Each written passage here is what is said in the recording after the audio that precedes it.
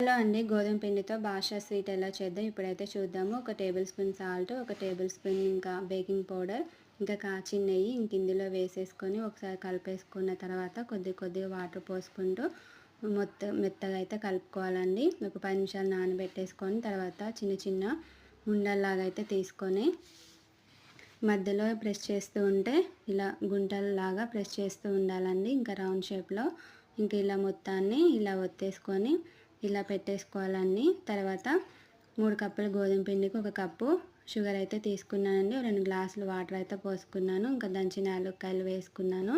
ఇంకా చూడండి, ఇంక ఇలా చేసినన్నిటిని ఇంకా ఆయిల్ అయితే వేసేసానండి. ఇంకా సిమ్లో పెట్టేసి మంచిగా వీటన్ని బ్రౌన్ కలర్లో అయితే ఇలా కాల్చేసాను. ఇంకా చూడండి, ఇంకా ఫుడ్ కలర్ రావడం కోసం ఫుడ్ కలర్ అయితే యాడ్ చేసుకున్నాను.